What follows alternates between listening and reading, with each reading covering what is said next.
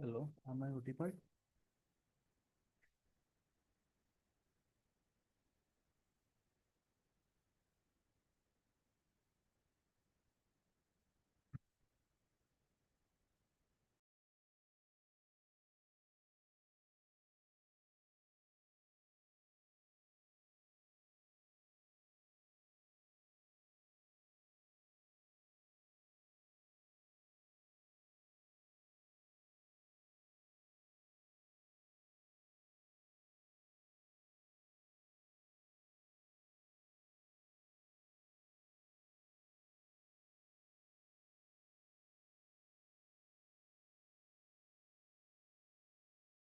Hello, मेरे आवाज़ आ रही है क्या? मैं audible? Yes, sir.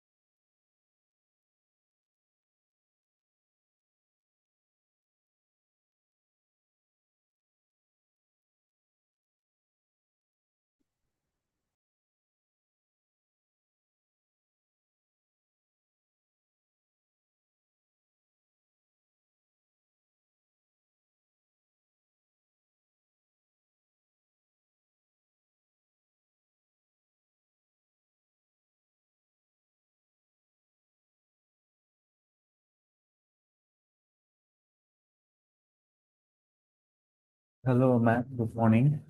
You want to check anything, ma'am? To share screen? You want to share screen? Anything you want to check? You can do, ma'am. Because we have 10 more minutes. Ma'am, you can unmute and see your mic and all. Can you hear me? Yeah, yeah, good. Yeah. Okay, I just share my first thing and see where it is. Mhm.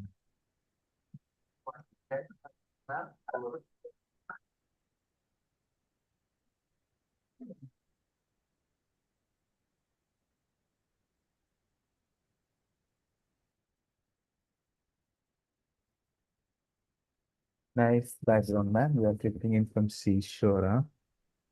Looking good. Yeah,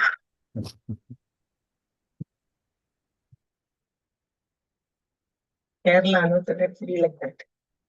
This makes me feel good. Yeah. Okay, now let me share and then see what I'm sharing. Let me go here.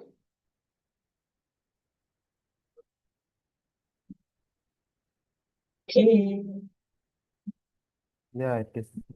you can see? Yeah, yeah. You can see that clock Yeah, I think. and you can clearly see this Curula with Yeah, it. yeah, yeah. Yeah, this is what I'm starting with. Then only I will introduce Thought? myself or talk Yeah. or say anything else, etc. Let me finish this part. So as Uh, soon as everybody is ready, I yeah. start. And that PowerPoint, that also you can. That's kept open. Okay, let me check it for you. Here. Okay. Which you have mailed to me, no? That's Yeah, it, no? Yeah. Mm-hmm. ठीक है, ma'am. Yeah. it's coming now. Yeah, yeah. When I make it full, it will come full. Yeah. It's there. I've kept it ready, and then Yeah. I only have one that 1 minute paper. This you can see, right? Yes, yes. Okay. Fine. Then I will share the 228 AL methods by email. You can get into them. Email. I will send by email 228 techniques Mm-hmm. for active mode Mm-hmm. in the end. Mm-hmm. Okay. Now, I want to ask you a question. Can you see only the black screen, Yeah, or black. you can also see this is a content slide, etc. This part? Yeah, full screen and able to see. Yeah, okay. That's all right, because I don't want to hide anything. I want to show them also how things can be moved around. Mm. Okay, one more thing I want to do, which I will do later. So if I make this full, let me see if I can make it. I'll start this for the moment. Yeah. It's moving, right? Yeah.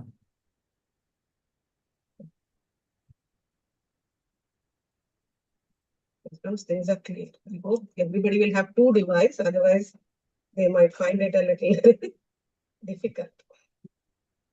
It's okay. I think that everybody is smart enough to know how to make this and that. Or they can see on my screen. Anybody in the classroom? Yeah, classroom, we have our faculties in classroom. How many are there approximately? I think 15, 20 might be there. That's Okay. I'll stop sharing because you need to share. yeah, you can talk because it's live stream. Okay. How many are there, you said, so that I can ask if there is anything where share? Hello, who's this? Your faculty, I think. Yeah, faculty. Good Now it morning. is So, in YouTube, it is live streaming also, no?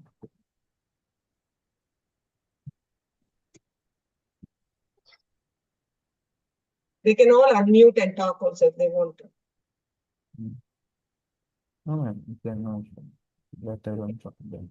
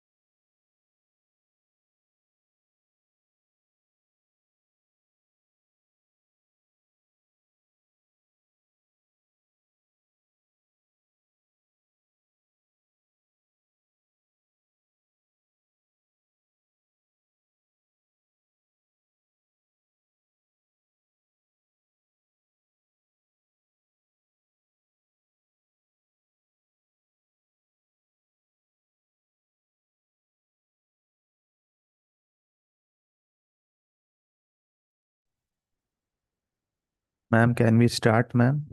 I think almost 48 to 50 people are there. Rest few are in our class also. Meanwhile, people will join. We have Ready message. to start. I'm somebody who prefers to start on time because everybody else's time will get wasted. Yes, yes. So we can start. Smita, you can start.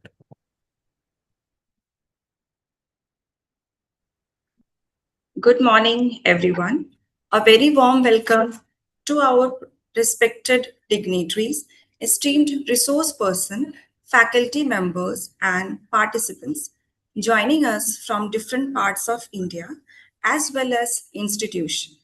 It gives me immense pleasure to welcome you all to day 3 of our virtual International Faculty Development Program, organized by KD Institute of Nursing Sciences, KD Hospital, under the theme Teaching Beyond Textbook Practical Strategies for Student Engagement and Faculty Well-being in Healthcare Education. I am Ms. Smita Kindo, and I feel privileged to be your host for today's session. As educators, we are living in an era where technology is rapidly transforming the way we teach and learn. Today's session will help us to explore how artificial intelligence and active learning strategies can make our classroom more engaging, interactive, and learner standard. The topic for today's session is Beyond PowerPoint, AI-powered teaching and active learning strategies. Now, it is my honor to introduce our esteemed resource person for today's session, Madam Ms. Sridevi Balachandran. She is an accomplished academician, critical care nurse, researcher, and clinical educator. She holds an MSc in cardiovascular nursing from SNDT Women's University, Mumbai, India. Since 2004, she has been serving as a lecturer in the Department of Adult Health Nursing and Critical Care at Sultan Qaboos University, Oman. She has previously served as the Assistant Vice President at Manipal Education and Medical Group, Bangalore, India, and as the Director of Nursing at Manipal Hospital, Bangalore, India. With more than 38 years of experience in clinical nursing, nursing education, clinical teaching, curriculum development, faculty mentoring, and academic leadership, she has made significant contribution to the nursing profession. Her areas of experts include adult health nursing, critical care, cardiovascular nursing, patient safety, and evidence-based practice. Ma'am has published research articles in national and international journals, secured research grants, and actively serve as a peer reviewer for reputed nursing journals. In addition, she is a regular speaker at international conference, workshop, and faculty development program, contributing to professional development and nursing education. Thank you, ma'am, for graciously accepting our invitation and taking time for your valuable schedule. Without taking much of your time, I now request ma'am to kindly take over the session. Thank you very much. And I hope all those who are present are ready to start. I will share my screen.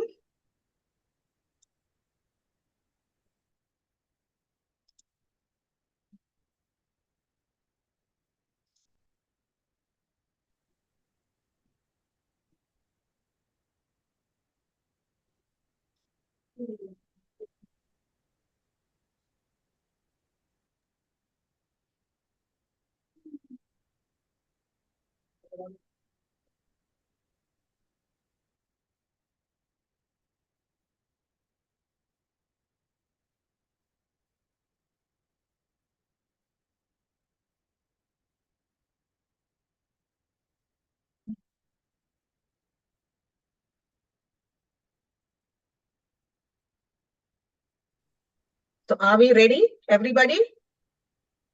Yes, ma'am. I hope all can listen to me clearly. Take your phone. I'm allowing as if you were my class of students, which is something you can do to your students. Allow them to use the phone. So please take your phone and join at curi.live. Just put on your Google curi.live.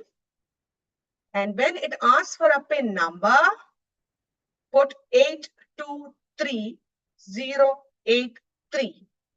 Chris, I'm looking at you for a thumbs up so that we know if this is done.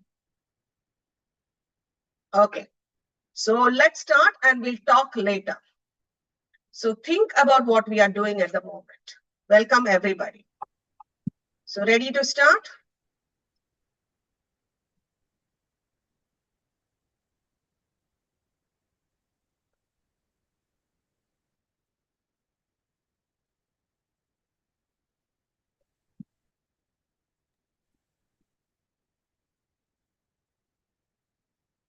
Is this visible clearly, Chris? Yes, ma'am. Yes, Okay. super. So just look at the slide. Full screen also, man. You can maximize also that screen, no?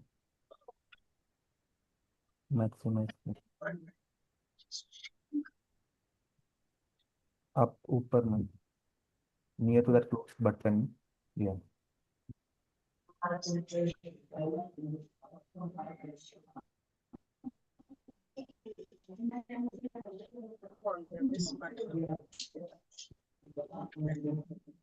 Is it better now? Yeah. Fine. So this is the second slide. We're continuing.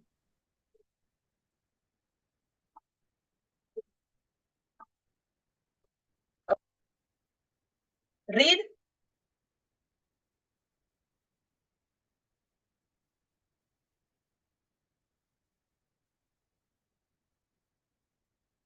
Join using the very good.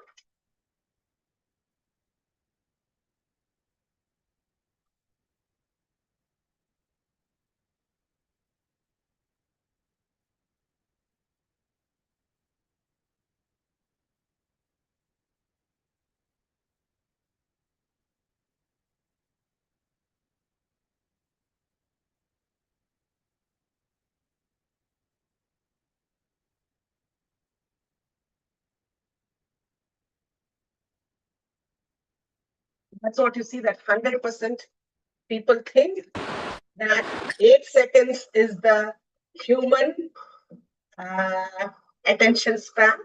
Now, I'm not here to teach anything, but 8 seconds is too small. It could be 10 seconds. It's 10 minutes usually currently. Okay, but this is a word cloud. If somebody else had written myth, we would have probably got a different result, but doesn't matter. I'll show you another example. Next one coming along to you.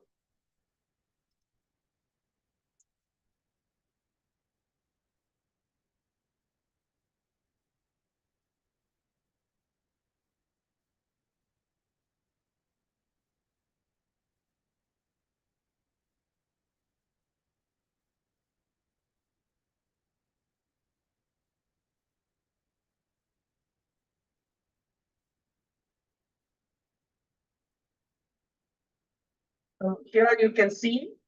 No, I mean, I didn't check how many people did put. I've given very brief time. The idea is to just engage all of you. So not actively listening, less attention by students, easily distracted, lack of what, I don't know, not responding. Okay. So this is what is an example of a word cloud, and we'll talk about it later. Next activity on your phone, please do it. I've given 1.5 minutes.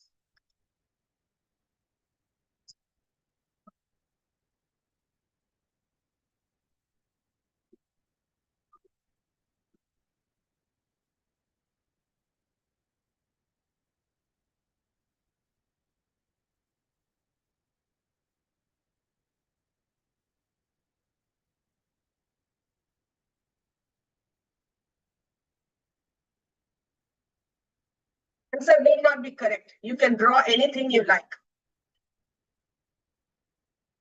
Any shape, any size.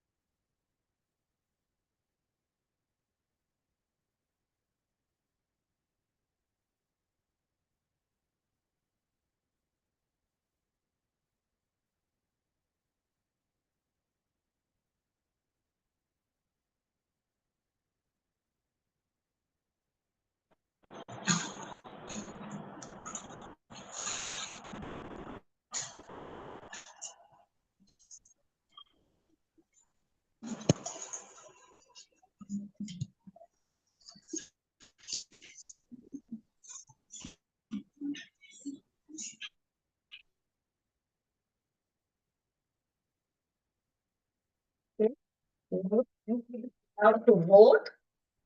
And I will give you 30 seconds to vote. Vote for the best picture. Most relevant.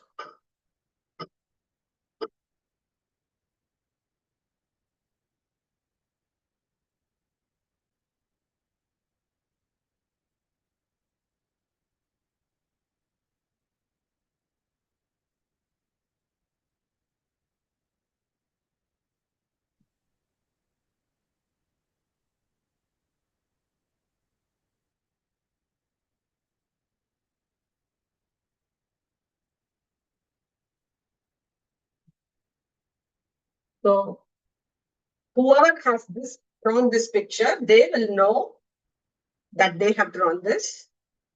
And similarly with the other two. Group, how many of them have voted this picture as the best one? Congratulations. This is the second runner-up and this is the third runner-up. Okay. So this is how to involve students in drawing. Okay. So why AI is giving you a feedback here? You can see it on your phone. I don't have to read it. How it has become a very clear and simple outline of the heart chamber. Why somebody thinks it's a good one. Adding dots to show the essay notes. So it gives you feedback. What is a good point? Glow. And then it says how to grow. How this diagram can be improved. This is being done with the help of AI. Going next, it continues to give you feedback of each of these drawings. I hope, Chris, all can see this, right? It's on your phone. Yeah. Just like asking so that I don't have to read it. I don't want to repeat anything that's already there. So it's giving you a feedback.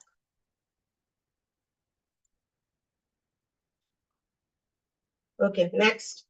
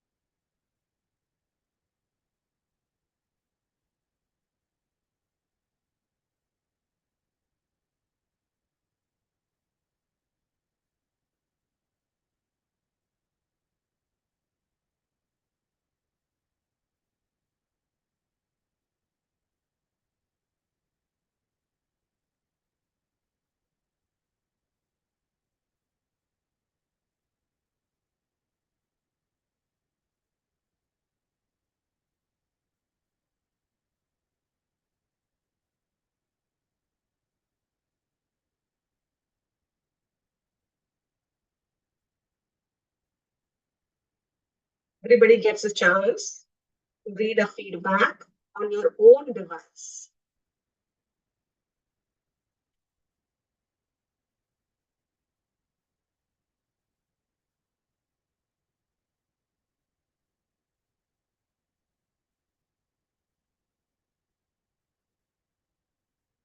Okay, I'm going to the next. So this shows me the slide. Very interesting. I think I want to be a learner for lifetime. And teaching students helps me to explore aspects of health in creating curious minds. So here actually on the slide, every one of you who has joined can see what the others have written with their privacy maintained. There is no name here that Chris wrote this or Sridevi wrote it or Pranjal wrote it or whatever it is. You can see I became a teacher because I want to inspire, guide, and empower students to achieve their full potential while making a positive difference in their lives. I love to teach students to make use of knowledge gained. Thank you so much. It's great response here. At least I can see about 20-25 response. Everybody try to join. If anybody has joined late, the activity is actually sir chance का ऐसा मान just go to the Google, put curie.live, put pin number 823083, open your screen and write your real name and you will get a nickname. This is the activity that is going on currently. I'm just doing things. I haven't explained anything. I'm just initiating some activity.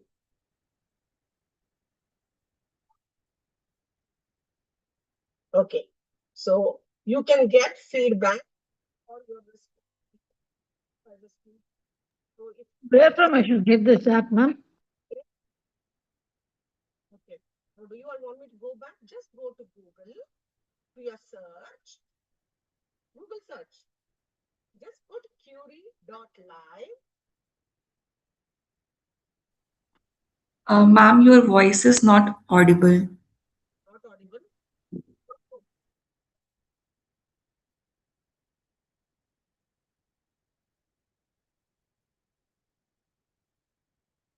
We tested this, but I will put my here. I will wait.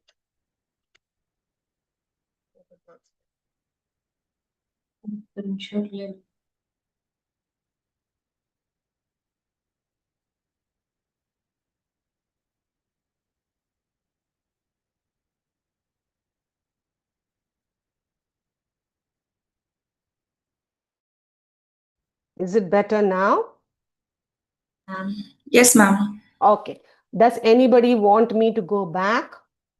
You can put on your mic and because I did start on time. See for that, sir. You told Continue?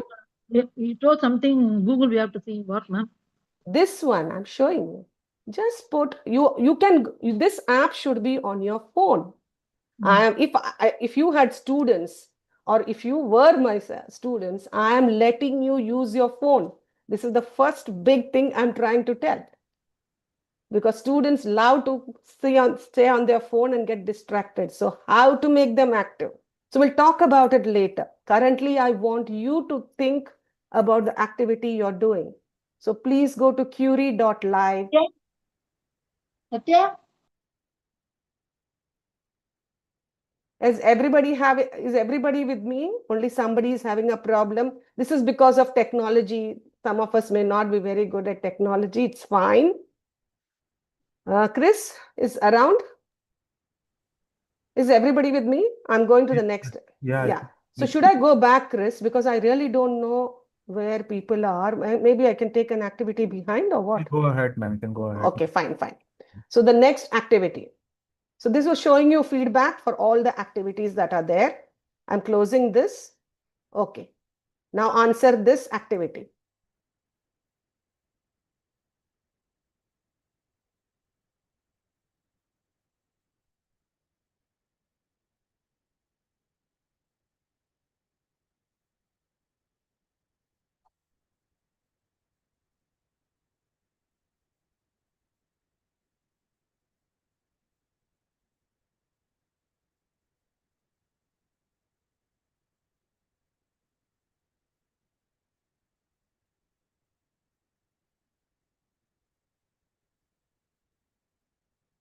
Very good. So you can see on this slide, 22 plus 1, 23, 24 plus 3, 27. There was no option here, but 27 people have responded, out of which 22 people think adding funny GIF will make the PowerPoint funnier.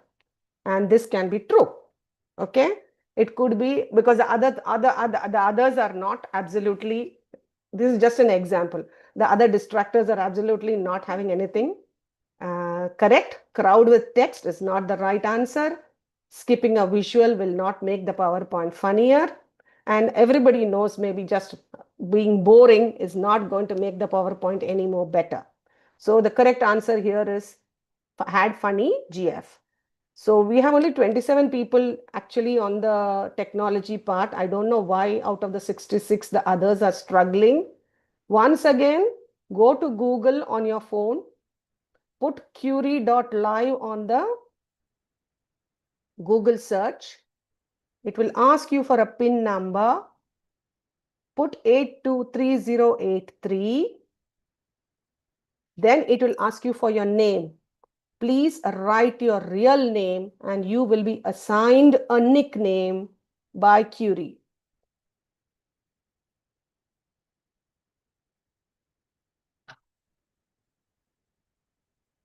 Okay, now I need to say a few things before I go to the next activity. We saw a lot of activities just now, and most of, not even most, almost everything was produced by AI, but AI is not a magic. So when I say it is produced by AI, it needs what is called as the human in the loop. That means me, who created this activities for you, has actually put in a lot of effort to think of what is the right questions I must ask, what is the best way I can get an answer to understand whether my participants are getting the idea. So it isn't about just catching errors. It isn't about getting feedback, but we, the teachers, have to actually be the architects or the guiding light behind the truth, accuracy, and depth. So AI, I have used AI, but it is not because it's not 100% AI. I can say what AI does for us while teaching is it can co-create. Co-create means if I did 50%, AI can do 50%. AI can do 100%, but that's not the way to use AI. It's unethical because it will not be truthful, it will not be accurate, and it will not add the depth that we want for our classroom. So if we put 70%, AI can put 30%. These activities I showed you was just to show you what AI can do to make your classroom more interesting. I hope that point is driven. So let me show you another activity. Can you read this question? What is the one possible disadvantage of active learning and how it can affect some students? Now, where you will get the answer, just now you saw me using AI for techniques of active learning. And out of 66, I had about 25 or 27 of us participating. So I will show you in the next slide, you will have to answer this question. I'm giving you this few seconds to think about, and there is no right or wrong answer because we are not here as students and teachers. I'm just enlightening you with techniques that you can use in your classroom. Okay, so whether you write something or whether you write ABCD on it, if you are participating, this is what the fun is about. Okay, fine.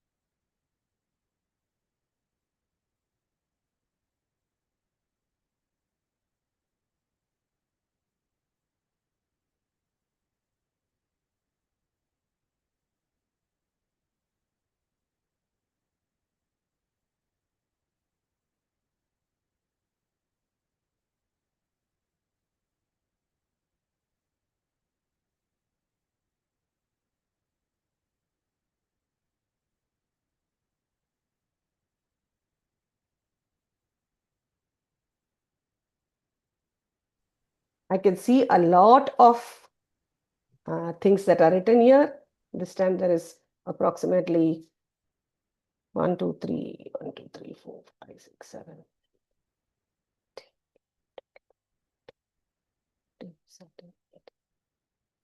Okay. I'll take it from the last one. Time consuming, requires careful planning. I have actually started this class only approximately 15 or 20 minutes ago. And what we have learned, I will get out from you at the moment. So yes, it requires careful planning. If I have done this class, it's taken me a few days. But when it comes to you, the question is whether you are engaged, whether you are thinking about what I am doing. This is what's important. I don't think lack of attention is going to happen. Students are going to enjoy it to the core. I will show you how I have used this class to teach a very tough topic like arrhythmias to my undergraduate students, and they scored very well on the arrhythmias that were given to them in the exams. The disadvantage of active learning will be students will be lazy. I think this is not at all. It's absolutely opposite of that. Did you feel laziness while I'm asking you to do this? Okay. If somebody is not technically sound, yes, this is true. But I am a baby boomer generation, and 50% of people who have responded to me on my needs assessment are Gen Z generation. They are absolutely having less than 5 years of experience. So they are probably from the generation around 2000. And today's generation will absolutely be technically sound. It is me or a little lower than me people who are probably in their 45s and 50s who will struggle, but you need to learn it. This is what all teachers are doing. I have about 42 years of experience. I am 60 plus, and I am into technology and learning and trying to do things. So this is not going to be a problem. Internet, if it is not good, but luckily in India, you have much cheaper internet. All your students are all the time on the phone. So when I look at this slide, I'm quickly looking at a few things. It takes much time and sometimes becomes difficult to manage tasks. Most of my activities, I gave you 20 seconds, 15 seconds, except for the writing ones where I gave you, this one I gave you 1 minute, and the previous one I gave you 1.5 minutes. For the drawing, I gave you 1.5 minutes. In a class of 1 hour or 40 or 50 minutes, this is not too much time. Because you seem to be, you seem to have a little, this is the first time I wanted to shock you with this. This is exactly why I'm doing it. Some students may feel shy or uncomfortable participating. Absolutely no, because there is no reason. Their names are not going to be here. All are on their phones. Okay, unequal participation is correct. That is, it's not time consuming. I'll talk about this in a minute. You all can all discuss it with me. Not every student has the same ability to adapting skills. It may create, we are not assessing the students. We are here to teach. So there is nothing to be biased about. So time consuming, will come to it a little later. This is exactly opposite of time consuming. Okay, so whatever you've written, answer may be right or wrong, it doesn't matter. And I don't know who wrote these answers. I'm just giving you feedback so that this is the advantage of this slide. So when you see the answers, you know where the participants are. Many of them, because I asked about disadvantage, but many people have given a disadvantage, which is actually an advantage. So it gives me an information that I have to convince you that this is not time consuming for the students or for the class. It is time consuming for the person who prepares. This is what active learning is about. The teacher must work beforehand so that the students can get the maximum in the time that they are available. Okay, so here is your AI feedback. I'm not going to go through every one of them. On your phones, you will have your feedback. And for the question that I asked you, How can you make the answer better? Is also, see, for example, if you say here that your answer is too brief, it says unequal participation is correct, but explain why it is a disadvantage, while some students dominate, while quite a students miss. So this kind of answers you will get immediately on the screen. So the students have a feedback on their answer, and the teacher can overall consolidate what is the major thinking. So from the slide that I saw before, I want to tell you that it's not time consuming. It can absolutely keep the students engaged, because this Gen Z students are technologically advanced and they are happy to have the phone and do something with it. So allowing them to use the phone, they will use it on the class and not scroll on the Instagram or other things that will distract them, because throughout the class, I'm going to use this. Currently, I have just shown you activities that you can do on an AI tool, and I haven't given you any theory session. My theory session is coming later. Okay, let us go to the next one. Okay, so this is what I had put as an answer, so that this is just for easy thing, that some of the disadvantages could be that some students are shy, group work can get noisy, if the discussion is fast, people who are slow may be left behind. Active tasks take more class time, which I said it can, and hands-on activities can feel messy. So that's just, I have put this, it's not to be put as in, I just to move on, because I have a little more stuff to talk about. So quickly going over the slides that we normally use, killing students with PowerPoint, death by PowerPoint. This is what most of us have been doing. And this class is about trying to prevent death from PowerPoint. So I will show you what we can do with it. So usually slides have text overload. It's always in one direction. While see here, the students get feedback. I get a feedback what my participants are thinking, or what their understanding, or what their answers are. I can immediately give the right point on it, and the students can learn immediately. Now, if we make PowerPoints, we can only make it from copying images, etc. While I'll show you further that if we let AI do things, how it will not be a PowerPoint, and how it will be much more easy for students to understand. So fixing the gaps and keeping eyes, ears, and brains active, building stronger understanding during slide-based sessions is important. So in active learning, or the new education trend, now our students, earlier when we were younger students, we used to say 40 minutes is attention span. From there, over the next 20 years, it reduced to 20 minutes is the attention span of students. And currently we say that the Gen Z probably has just about 10 minutes. So if in a class of 1 hour, you keep talking, maybe what they hear will be the first 10 minutes and understand. And those first 10 minutes will be all that you're doing is introduction. And while I did the opposite, the first 10 minutes, I'm trying to catch your attention on activities. Okay, so please answer this question.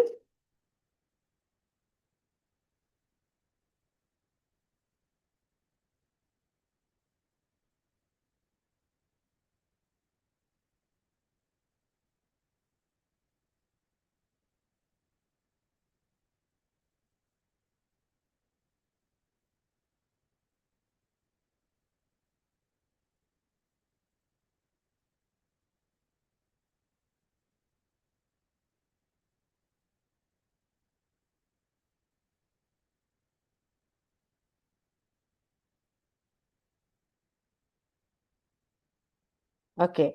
Why is it that the others are not able to do anything? I can just see 3 answers.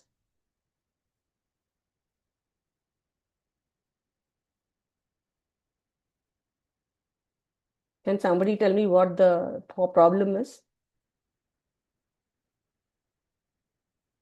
Do you all know Google search? Where you search for anything in Google?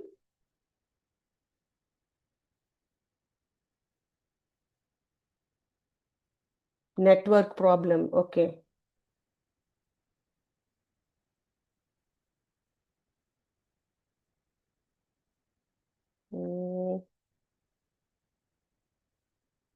Chris, where are you with this? Did you get all of it? Yes, ma'am. You got all of it? Yeah. Okay. Now I'm going to ask you to do this word cloud once again. So this indicates to me that active learning techniques are not clear to the participants. I have used at least 3 or 4 active learning techniques so far or more, but maybe you are not thinking of what you are doing. So let me go to this once again.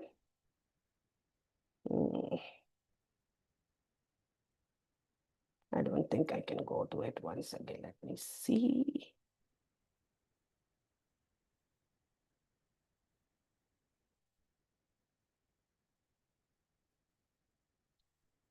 Okay, I would like you to write in the chat, what did you understand?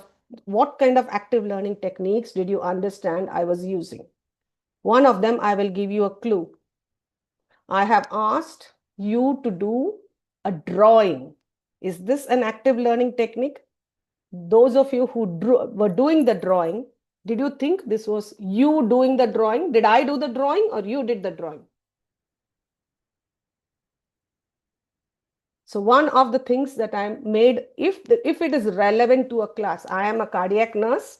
It doesn't matter what nurse I am or what teacher I am, but just giving an example, in cardiology or when I'm taking a arrhythmia topic, it is very relevant for me to ask the students, because I'm doing critical care, which is a senior class, very relevant for me to ask them to draw the cardiac conduction system.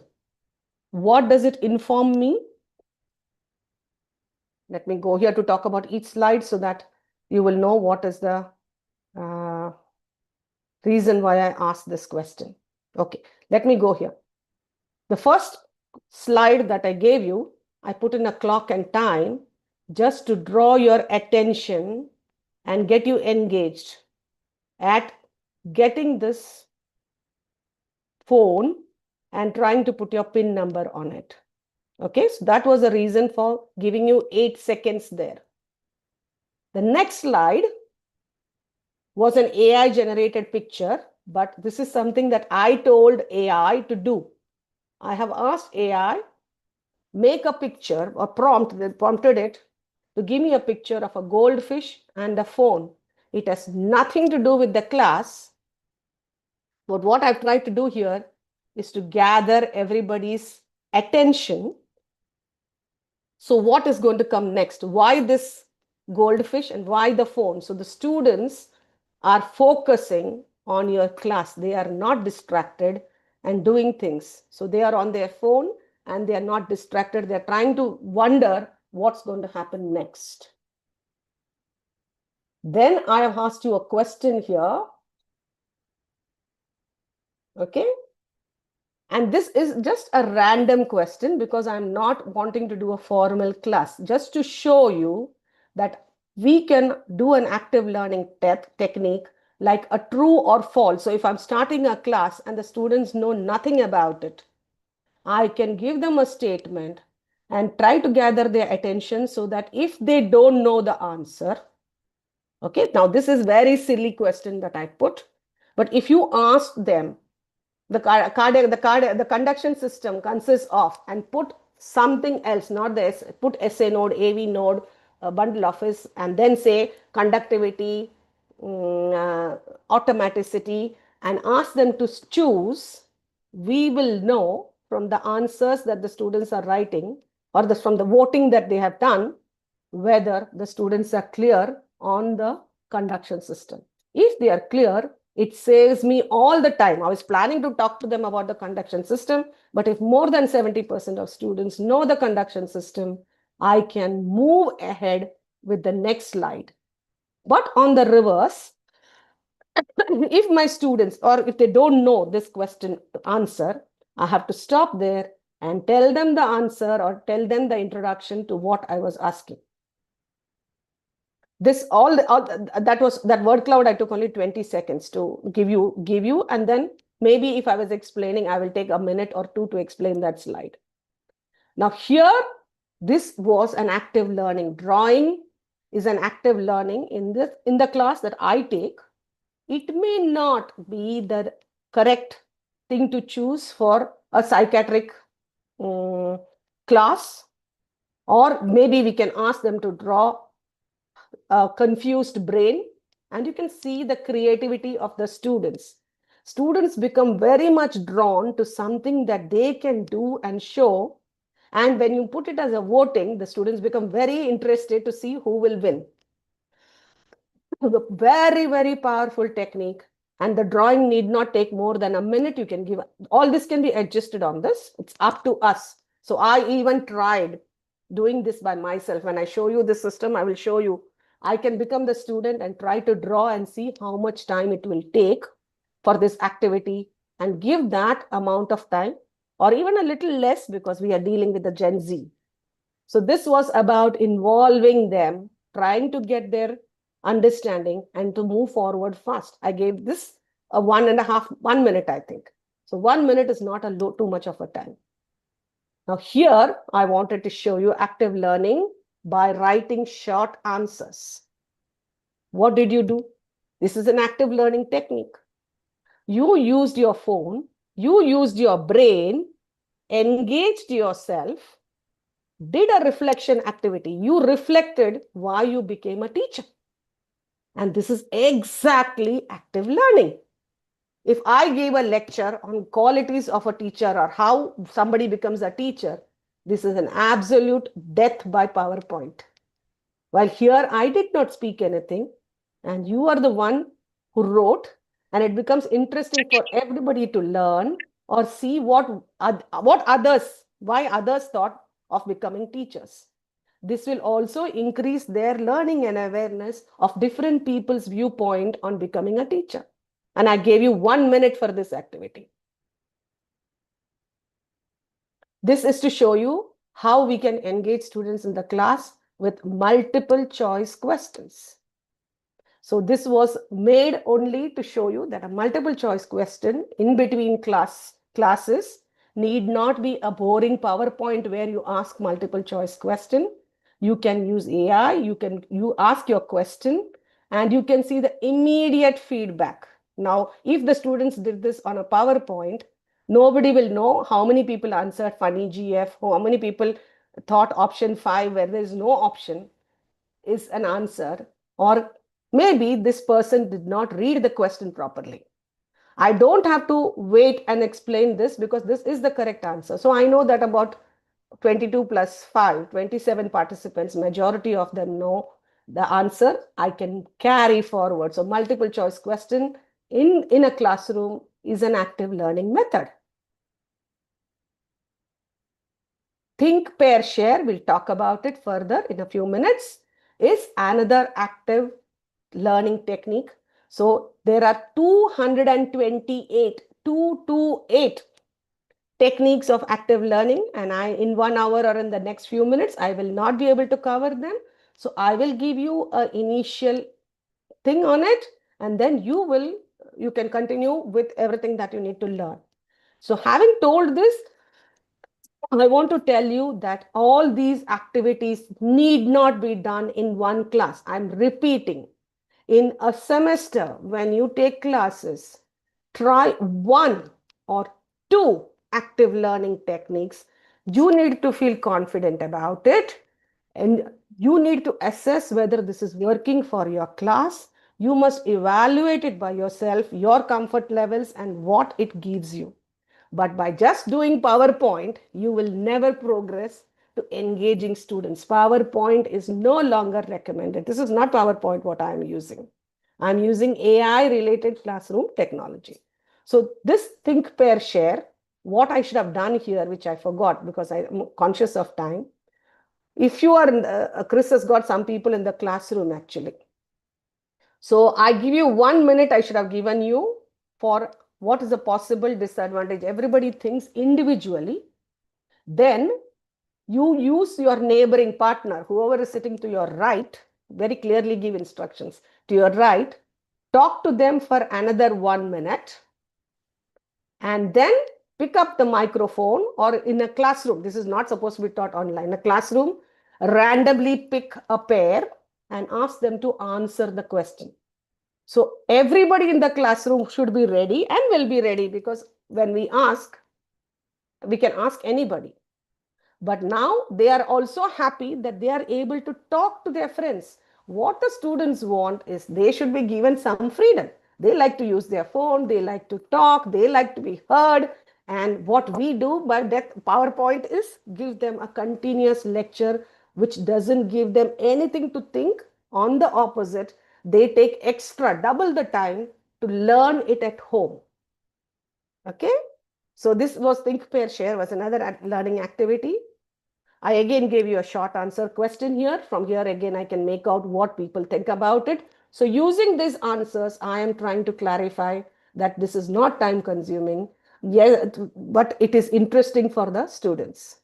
So if you see here, we looked at what methods of active learning, and because everybody did not write, I still think it's not, everybody is not savvy enough for that.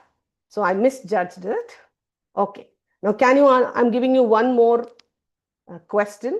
Write an active learning method you can adopt tomorrow from what I have shown you, whether it is polling, whether it is drawing, whether it is doing short answers, whether it is multiple choice question, whether it is using a new method to create your lectures.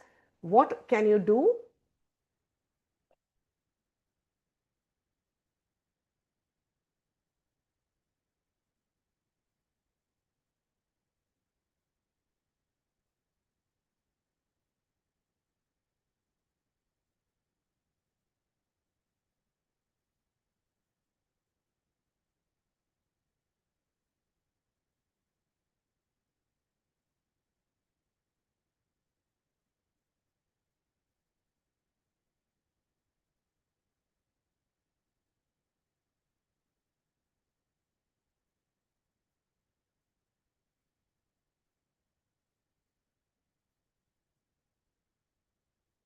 Right. Now, see this? Wow.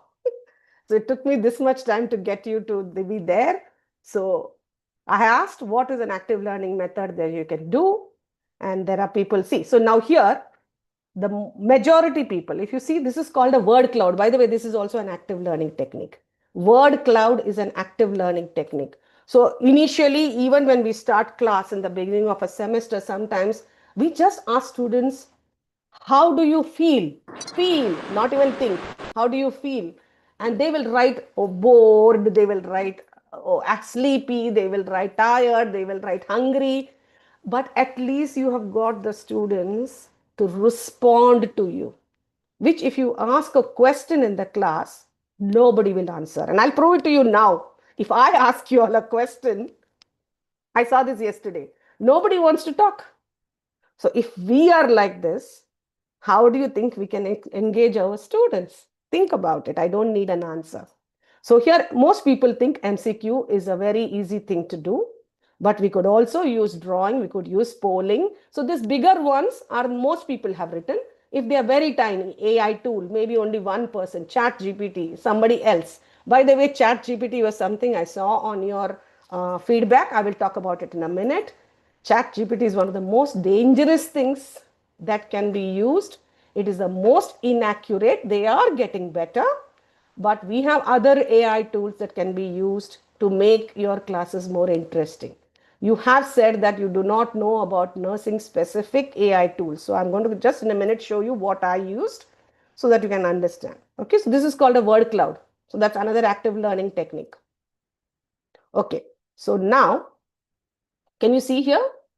View report. So I am at the end of this session. So I will just show you what I can see. All right.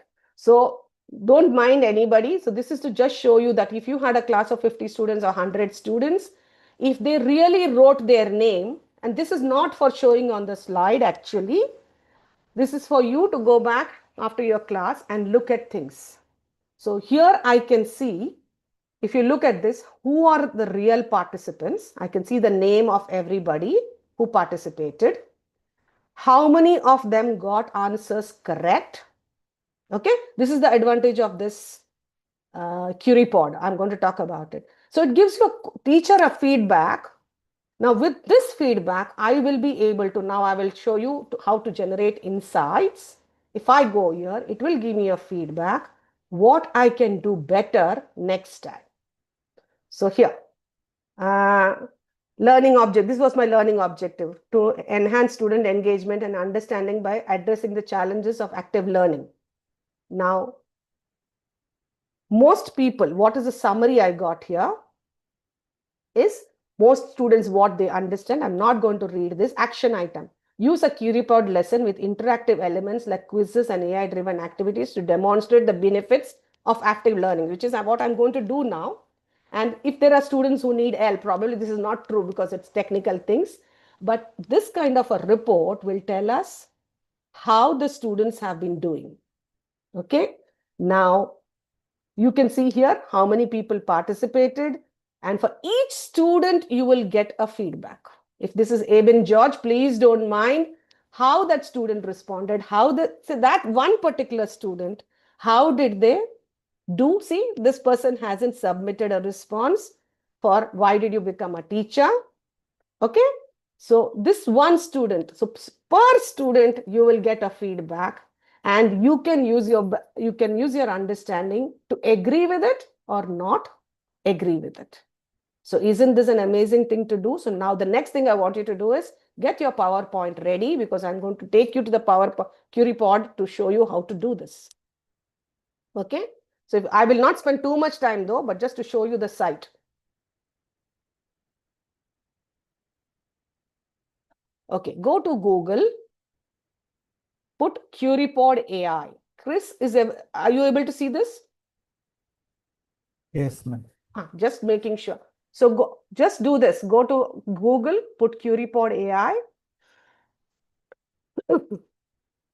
You'll on top see QueryPod writing practice students love. Click on it.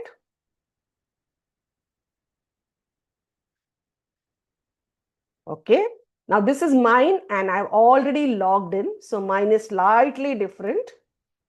It will ask you, Sai Sridevi, what do you want to do? You can choose your language. What is your subject? You can choose which year is the level of your student. So here it is up till year 12. So because we are teaching university students, but all of them don't have very good English, or they are not all clearly able to understand the subject matter, you might not choose year 12, you might choose year 10. Then the lessons or the suggestions from AI can be increased or decreased in terms of questions, in terms of activities by the level you choose. But ideally, nursing students should be at year 12. Then what you do, I hope you are with me because I do not have too much time. If you go here, you will see easy ways to get started. So I'm not going to go through all of them because I'm sure if you spend time, you will be able to get this. I want to show you a few things here. If you go to view all in the down, I hope everybody is on this because I'm using the website to show you this. This is free. Chris had this one big doubt whether things are free. Okay, so what I'm showing you is absolutely free, but there is a limitation for things which are free. There will be a certain amount of coupons or PowerPoints, but I have used it so far, which is good enough because every class need not be a QueryPod class. you are going to use it. Maybe you will decide out of my 10 classes, I will use 2 on QueryPod, because everything, if you repeat, it will become boring. So there are other methods to do things. So if you put view all here, can you see Curify my slides? So you have to sign in. You have to go to anywhere, Curify my slides. You will see add interactive activities to your PowerPoint or Google Slides. So open this, add your presentation, upload, choose your grade. Maybe I choose 12th grade or 12th grade plus, since they're university students. Here in AI, the best things that you need to do is called as prompt, PROMPT. So here you can say include multiple choice MCQs,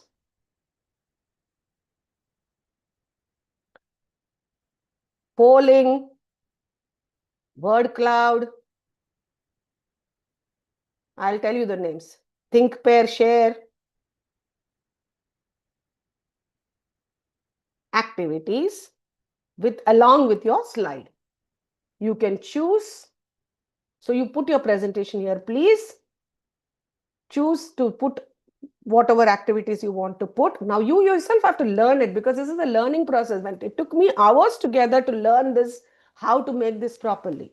And still I don't say that I'm an expert.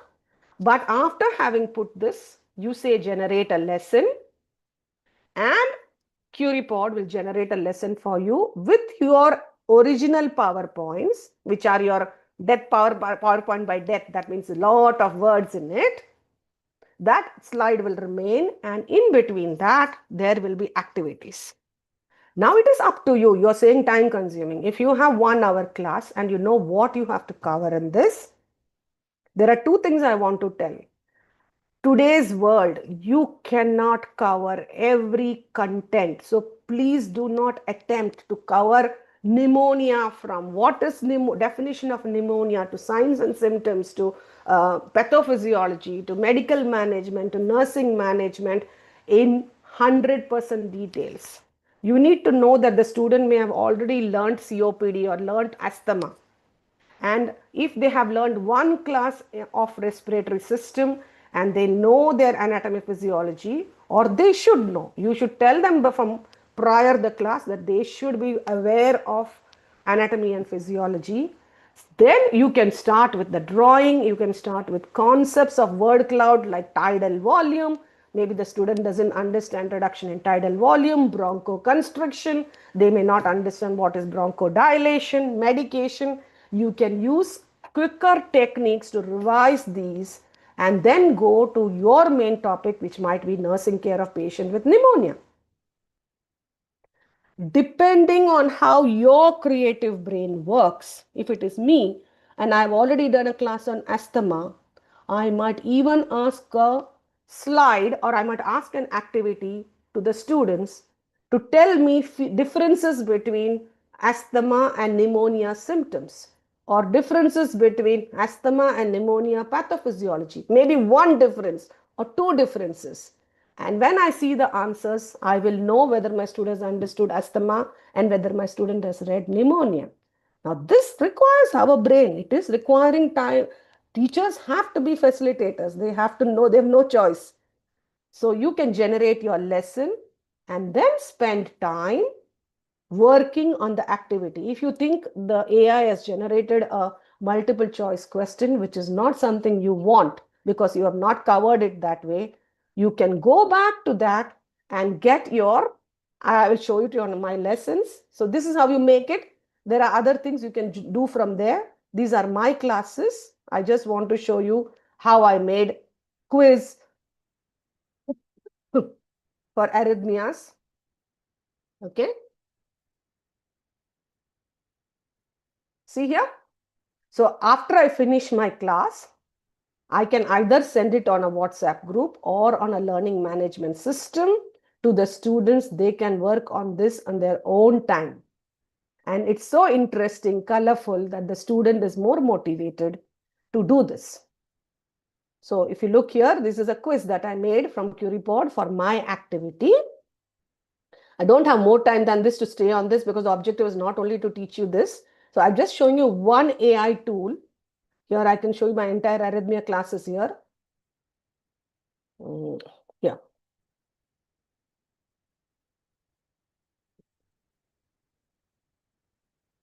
Okay, so I will not go to it and I will not waste time, but just show you that I use this on my to my arrhythmia class, and my students were absolutely so excited. They were constantly engaged and they thanked me for giving them a very clear understanding of arrhythmias. It's one of the most difficult lessons you can get in get. I hope now I want you to put in the chat box if you have understood. Just give me thumbs up, not even chat box. Thumbs up whether you got what I'm talking about Curipod and a few techniques of active learning. Can you put your thumbs up, please?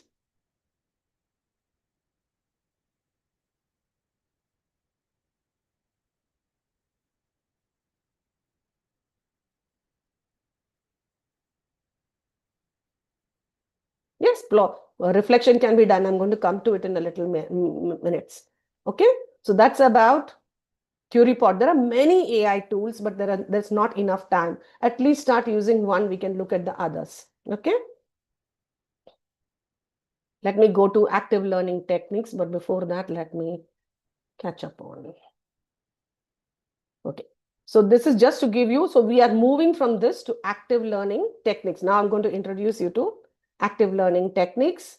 And before I start this, let me talk to you about, I had sent, okay, this is your responses. I still wanted to show you. I'm sure most of you are interested in knowing what happened to your responses. Thank you, the 57 of you. I can see that about 50% of people have less than 5 years of experience. So that's why I said you are Gen Z, and that gives me an understanding of whom I'm talking to. I can see the others, about 60-70% of people have less than 10 years of experience. Now, what is your academic role? So that I know that there are a large number of people who are clinical instructors, because I want to show some things that clinical instructors can use. Now, the question will be whether this can be used in theory or only in clinical. So I want to come to that. It tells me about learning techniques that you're using. And there are people who are writing here technology, formative assessment, but some of them. So some of you, probably I understood that about 10%, 10 or 15 of you may find something new, but not everything entirely new. And then I looked at what are the common things that people are using, and everybody is using PPT, lecture method, active recall, which are all PowerPoint and the standard techniques of active learning. So discussion, questionnaire, simulation, which are all active learning techniques. But the point is we can do more than this. This is all that we're trying to do here. So going back, this were all your results. Thank you very much. Give me an idea of where I should be talking. Some people are writing problem-based learning. So that's only one person, like it's only individuals who are doing this. OSCE is not, OSCE is a testing method unless you're using it for learning. Lectures, majority people have written lectures, PPTs, etc. So from there, let us go to active learning techniques. So before we go to active learning techniques, I would like to talk a bit about active learning. What is active learning? Anybody? I had sent you a teaching. I don't see pictures. I should see everybody. Actually, why are you all not on the camera? So if you are on the camera, at least I will know whether you're looking at me or you've kept your phones on and gone away. Tell me, what did you all have a chance to look at the active learning? Anybody who wants to tell me what is active learning? I'd sent you a reading material. See how quiet everybody is? Then how do we expect our students to answer us? Anybody? Active learning is where students are involved into the learning process. Okay, thank you so much, Dr. Bharti. At least you're answering. Now, how are you? I'm good. Thank you so much. So see this, even to tell something, people are hesitating. How will students answer? Active learning is directly, they use their note pen, read aloud or by heart. Okay. Instead of listening to something alone, they use all their cognition and everything. Okay. Thank you, Geeta. Anybody else who wants to tell me? Active learning. Now we need to know, so if there is active learning, there's something called passive learning. Then I sent you a note on active learning because I was not going to do theory. Chris had told me it has to be practical. So I said, I will not do theory and I'm still not going to do. Active learning is where students are actively engaged or are doing things. They are literally doing things. But the second part of active learning is more important. They are thinking about what they are doing. So there are only two things about it. It's in the theory. So they are doing things, even in a theory class and in a clinical definitely they are doing, and they are thinking about it. This is very important, thinking about what they are doing. So going back, I'm not going to do, so passive learning is what happens with PowerPoint. They are constantly listening to you and then they spend extra time trying to understand what they should be learning. So let me go to my active learning class. Okay, so let me put up this is again not a PowerPoint. This has been produced by, 1 minute, let me go to, this is produced by Notebook LLM. I'm going to talk about it in the end. Why am I not getting it full?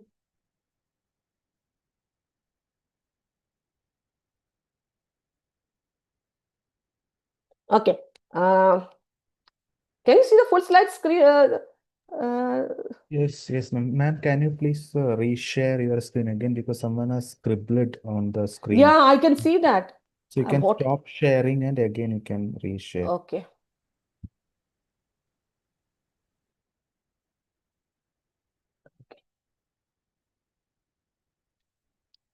And I was able to make it large now. What happened? Yeah, One now second. Okay. Okay. So let me tell you that I'm very grateful. So I'm Sri Devi. I took a brief moment to tell you this and I'm thankful to Chris for asking me to do this. We have been in SQU, Sultan Qaboos University, been trained. I have done a certificate in higher education, teaching and learning just 2 years ago. It was like a 1-year course that we are given as from the university as continuing education. As far as AI is concerned, we have had 4 workshops in SQU on 4 hours each. Every faculty must attend.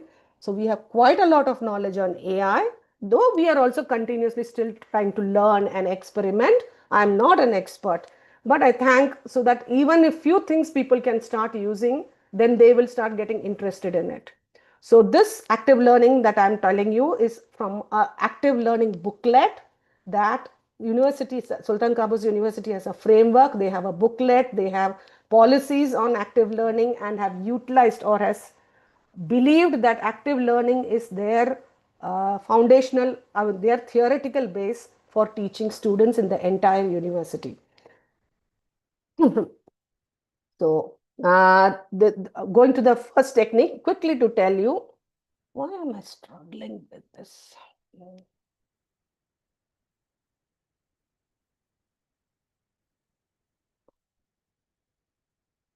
Enlarge. Nice. Okay. Okay, is everybody able to see? Chris, you can see this? Yeah, it's visible, but not. 1 minute. Why am I not getting to? That is zooming only. Yeah, I don't want to zoom. I did it in the morning. Upload and Okay. Sorry about this part. I did revise it. I made it big. I'm trying to see where to go to it.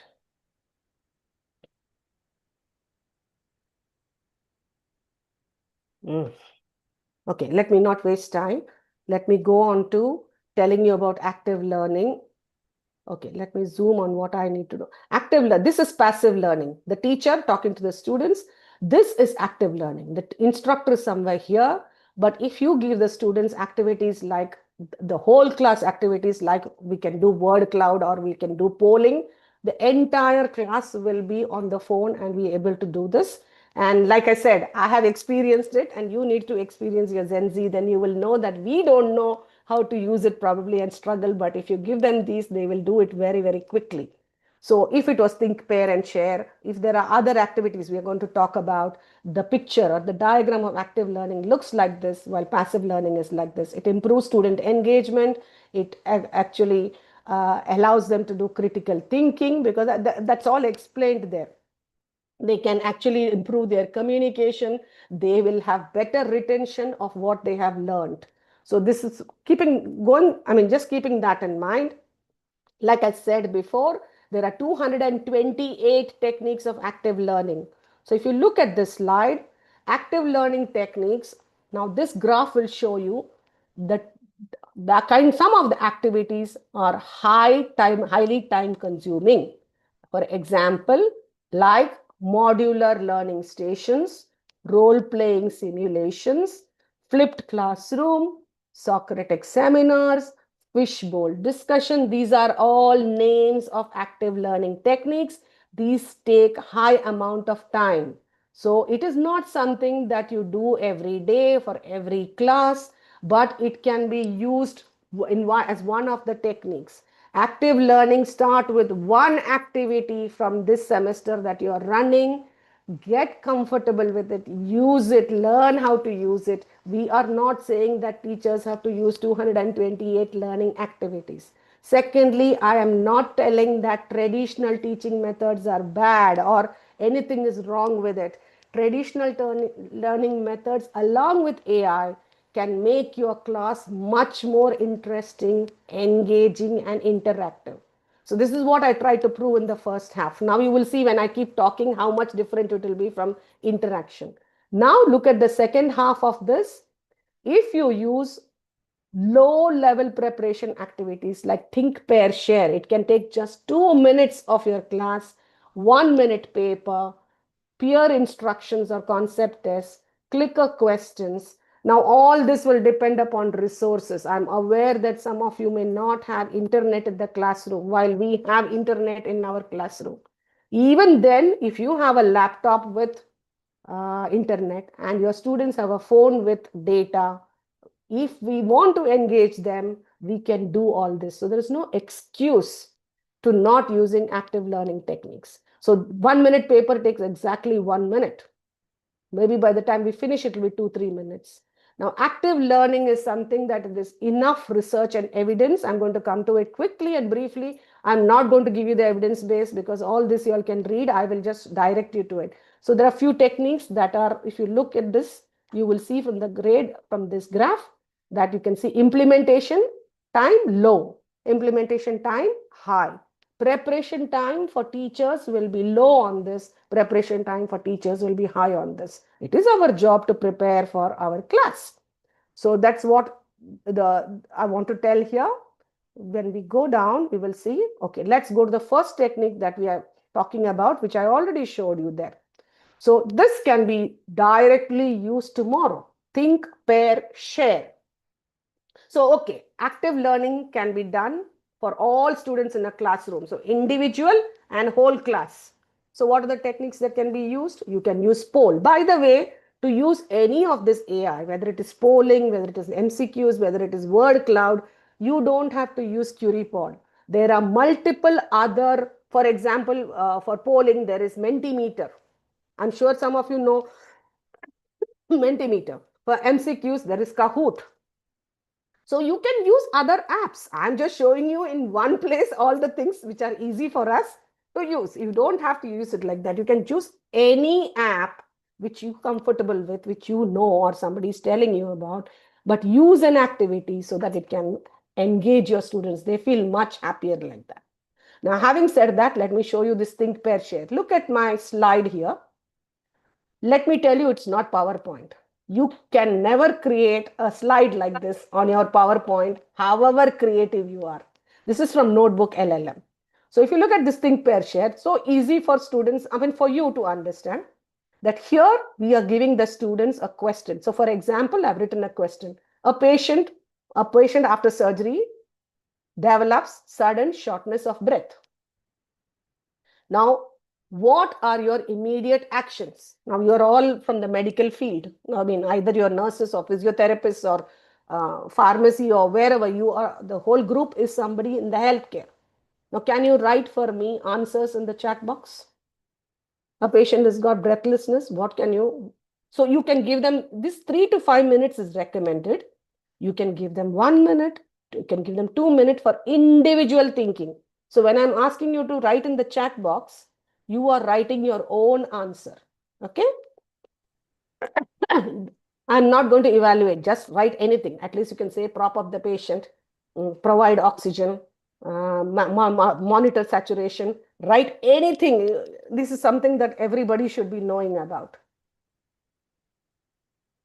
Yeah, if you have only one device, you will have difficulty. You need to have a phone and a laptop. Yes, you will find it difficult. Okay? So,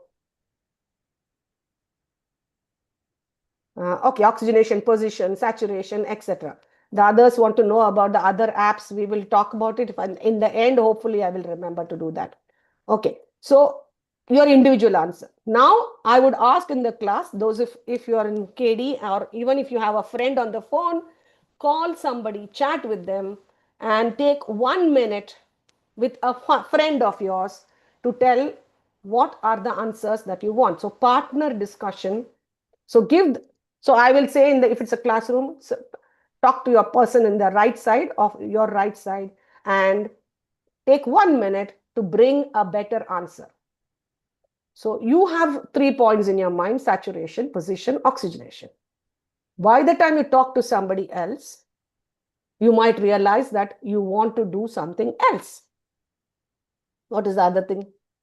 You might check the orders. You might auscultate the patient and listen for, you'll do physical assessment. So the other nurse might, other student or the other partner might tell you, why can't we do auscultation? So you have used 1 more minute and now you ask few pairs of students in the class to share what they together found as an answer. This should take you not more than 3 minutes, and we can set up the clock on our slide to finish the activity in 3 minutes. You don't have to give anything more. Now, when we start with active learning techniques, usually students are not very much used to it initially. But if you consistently use it, there is enough evidence and research to show that students will be ready and looking forward to such activities. Can this be done? You need to plan it. There's definitely planning that's required in this. So is this clear? How to use Think, Pair, Share? Some of you are already using it, but how to use it? What is it that you need to know about it? Somebody was saying anything? Do you have anything to say?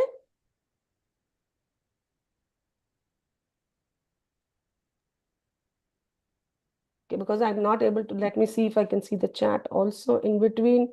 There's nothing in the chat at the moment. Okay.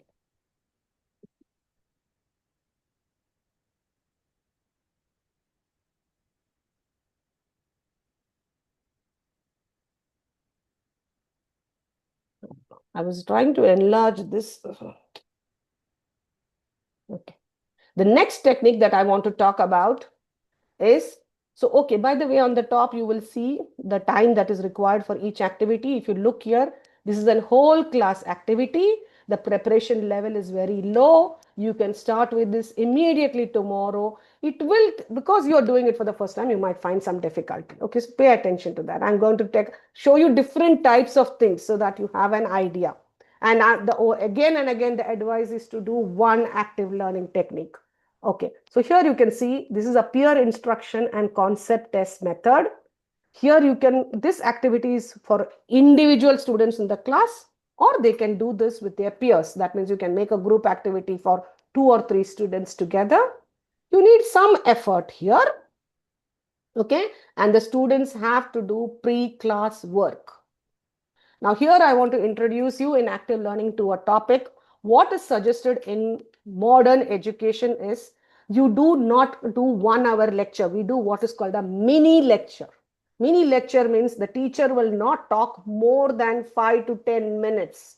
And after every 5 to 10 minutes, you have to give a 2 to 3 minute activity. This is a must. Now, if you understand, believe, learn, want to change your teaching techniques and engage yourself, then this is what is recommended. All this has evidence. I don't want to spend time on it. Simply pouring content down the students' brains. Better than that is to teach less, but teach them to learn completely. You will see, even if you evaluate these things, you can do an active learning research. One group take 2 sets of slides, 2 teachers can do. One teacher will do lecture method as usual. The other one will introduce one active learning technique, give the same exams to the students, see the scores. So I'm not going to teach research now, but I'm telling you that this can be done to make yourself believe this.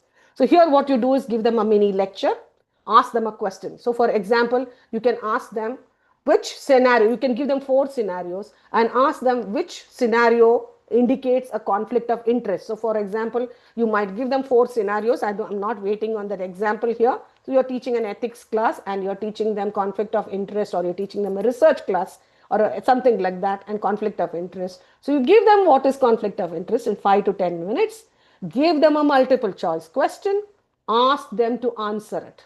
And like we saw on the poll, you will see the answer. Now you might see that 35% of students are right, 50% of students are right, 100% of students are right. Depends on what is the answer you get. What is recommended is if 70% of students on your multiple choice question got the correct answer, no need to continue with that discussion. You can go to the next point in the class. But if less than 70% students answered your MCQ correctly, you tell them to do a 1-minute discussion between themselves. Tell each of them to convince, like I have to convince Chris why my answer is correct, and Chris has to convince me why my answer is wrong, and we both share and learn. And then I, as a teacher, will put the same question back again, the same question that I prepared on conflict of interest, and we should be able to see higher number of correct answers. At the end of that, you clarify as an instructor what is the point that we were trying to make in that class. This is called as peer instruction and concept test. We are running short of time. I'm almost having only 10 more minutes, but I'll still try to do something. Because the point is not to teach many techniques. Everybody will not be able to use it. But I'm trying to show you a short and a long one. This is experiential learning. Here you can see it is individuals doing collaboration. It can involve the whole class. The preparation level is very high because this is actually about simulation. So I'm not going to take too much time on this slide. Nowadays, generally people are aware of simulation. So if you are doing simulation, when do we do simulation? So in active learning, there are 3 points which are very important. One is try always to see what my student has to learn or achieve. So suppose it's about subcutaneous injection. The student should be able to do subcutaneous injection. So there's no need to give them a big lecture on subcutaneous injection. Make them do it on real patients, which is the best thing to do. But when we start, we cannot make them do it on the patient. Then the second principle in active learning is either they observe or they use vicarious learning. That means they can use a YouTube or a video or something to improve their understanding or simulation. And then the third is to reflect on their learning. These are the 3 parts in an active learning. Without reflection, active learning is not possible. Why am I learning it? How will it help my future professional role? So even if you're teaching subcutaneous activity, you need to ask the students to reflect why they should learn subcutaneous injection. Because if they can reflect, then they will retain, learn better. Okay? So that's experiential learning. I'm not going to go to Socratic seminars. Role playing is something that you most probably know, but see, the preparation level is high. We need to give the students, it can be in small groups. So if you have 5 groups or 6 groups, you have to give each one a role. One can be a doctor, one can be a nurse, one can be a patient, one can be a patient's relative. And then we can ask them, based on this patient's complaint, what is the nursing care? What did the doctor do? you can do the entire role play with a script. Now the teacher has to prepare that script based on what is the education that the student needs. This is a high level thing, need not be done immediately. It is good. In every clinical, we can use role playing simulations. So then you have to debrief. So we have to brief, you have to execute the role play, and then you have to debrief. That means you have to ask the students, what did they learn? How did they feel? What can they improve next time? So this is more into the simulation kind of role playing. Role playing is role playing, while simulation is when we let them free in the lab with a scenario with active, real, almost active and real situations. Fishbowl, I will not talk at the moment because of time. I just put a physiotherapy example here just because I was told physiotherapy people are there. This can be used by nurses, by anybody. Here what we do is modular learning stations. The preparation level is very high. You need to have 4 stations. So one station may be anatomy, physiology. Another station maybe they will learn about basic terminology. A third station they will have a patient case study, which is a simple one if this is a first year undergraduate student.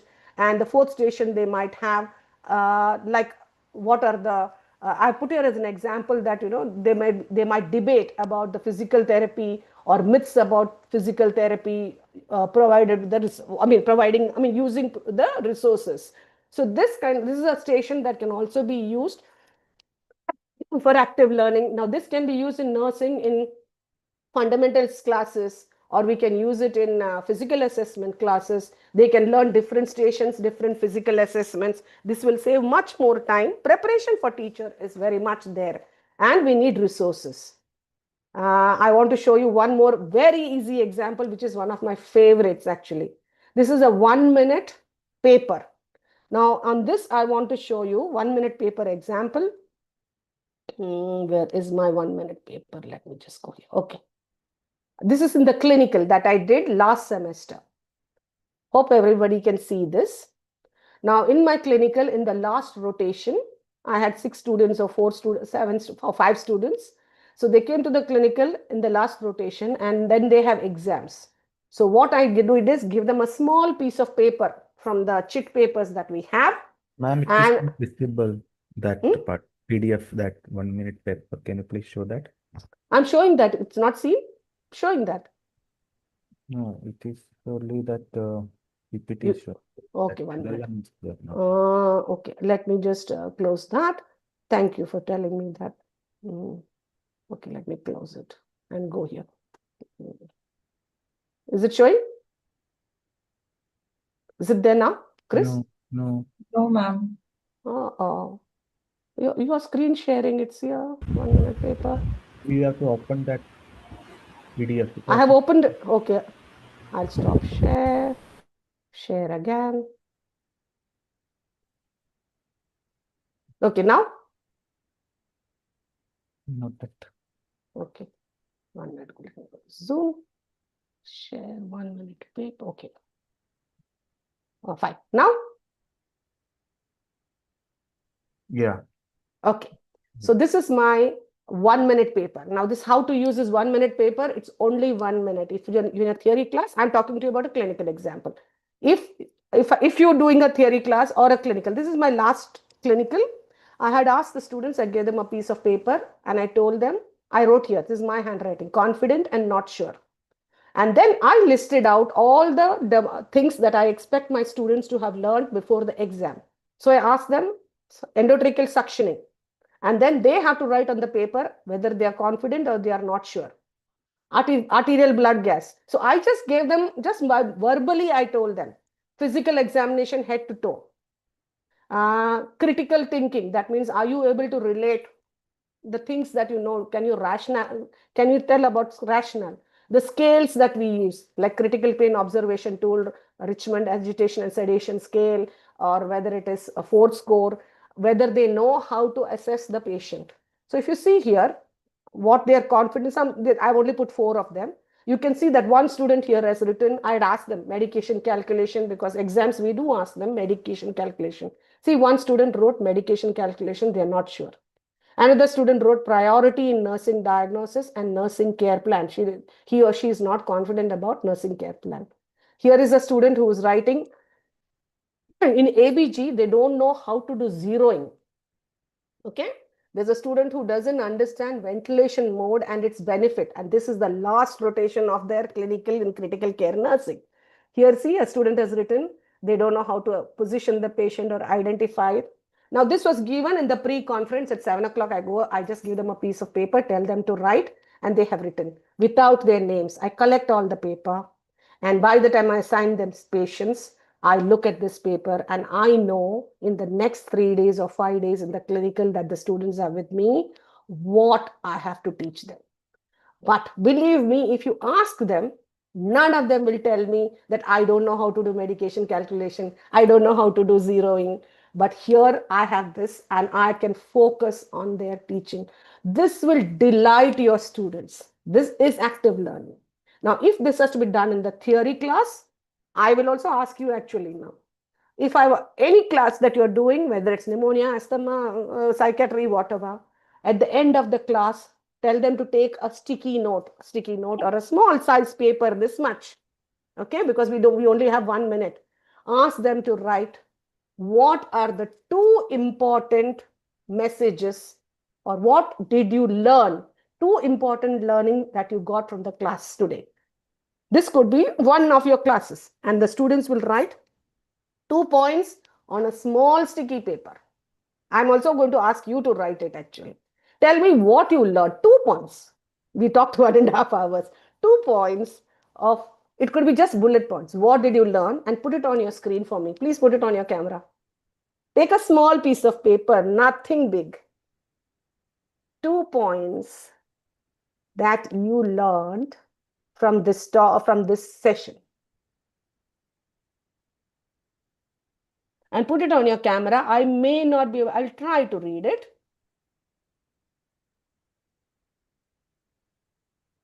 One minute.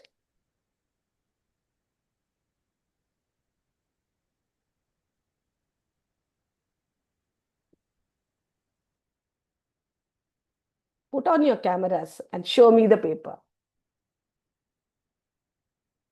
Okay, let me highlight. Thank you, Salvi is written something, so I want to pin her and try to read. Show me, please. Put it on your camera. Put it more to the left. Okay. Curie Live and word cloud. Okay. She says that.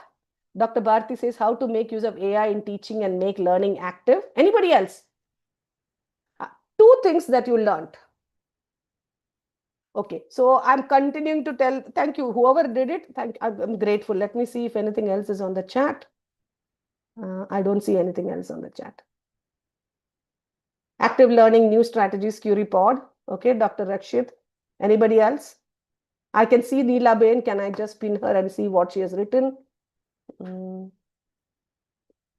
I see, please? Or read it out for me. Open your mic. Use CuriePod and 1 minute question technique. Okay, very good. Thank you. Anybody else who wants to use the mic? Okay, so I'll get back to telling. Let me unpin. Okay. Active learning technique, 1 minute question. Okay. What I want to say in theory class, what I would do. The next question we can ask in another class. I want to have a clarification. Yes. You told about 1 minute questions. Are you confident about certain procedures you have? You told student told confident. That's good. Is it not a feedback or evaluation? No, it's not a feedback or evaluation. So suppose I took the class on arrhythmia. Okay. So I'm asking the student, what are the 2 things or what 2 points have you understood in this class? Okay. Now, what if it's a theory class? I will collect all these sticky notes. I'll tell the last student to pass it to the next, and at the end on the first row, I will get 50 small pieces of paper on which students have written 2 points that they have learned. Correct. Okay. Now I ended my class. I will go quickly, take these. It's only 2 points. It's only a small sticky paper. I will read through it. And I might get such a big learning from it that either the students did not understand what I spoke, or I will be reassured that what I taught is something that they know. Some students may have learned nothing, or they have learned something. We said something, but they understood something else. So what I'll do with this paper is, in the next class when I go, if 50, 60, 70% of the students have not understood something, I will not begin my next topic. I will tell them, thank you for what you gave me. It seems like you haven't understood what is the difference between atrial fibrillation and atrial flutter. And this is, I would like to clarify it once more to you, that atrial fibrillation is irregularly irregular, while atrial flutter is regularly irregular. Oh, and the heart rate is this, and then only will I go to the next topic. Now that is one question. Another question you can ask is called the muddiest point. Muddiest point in English basically means, what is it that was difficult for you to understand in today's class? Can you all quickly write? Can you write one point? If I ask this question to you, you are going to ask it to your students. I'm not making you do any assignment. What is it that you did not understand in this session? You can put in the chat box also, but ideally I would ask for a small sheet of paper, because then I'm collecting those papers and I'm trying to read it. And next class, okay, majority students did not understand the treatment of atrial flutter and atrial fibrillation, or they don't understand what is cardioversion and what is defibrillation, or they don't understand ablation. They might write this, what is ablation? So when I go back to the next class, they will write, I did not understand ablation, or I did not understand cardioversion. So if they don't get all this sentence, because I asked them the muddiest point. So muddiest point, or what is it that you didn't understand in my class? And they will give me these papers. When you go back to the next class, you see how much your students will start seeing that you are keen on teaching them. You understood? Collect those papers. It will take you 15-20 minutes. Or if you have a teaching assistant. Sorry, I can't hear you. Did anybody get? I think Yash was trying to speak, or this I didn't get. Let me see if anything is in the chat box. Okay. So if I asked you, what is it that you did not understand? I'm asking you as participant. So this 1 minute paper you can collect. You can ask them, like I showed you my 1 minute paper. That is, what is it that you need to learn more? You can ask them any question which has one single question at the end of the class. Get those sheets of papers, read what can be given. So give them the immediate feedback, or in the next class. Immediate feedback is possible in QRepod. While if you make the sheets of papers, you have to read them, make your notes, and go to the next class to give them the feedback. Okay. So 1 second, let me go back to my. I wasn't able to complete everything because all this is huge amount. We learn it over many sessions. Okay. So it's not something that I should aim to finish, but I just want to quickly go through the myths and resources required. And then I'm done. 2 more slides. And with this, it's not slides, it's active learning. And I want to show you how to do this on Notebook LLM. See these slides of mine? I haven't made much effort. It is not visible. This, Okay, this you have to stop Okay, this thank you. 1 Stop minute. share. Yes. Yeah, stop share. Okay, stop share. Where is my Zoom? Go to.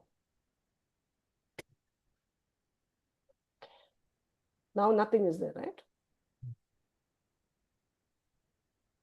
Share.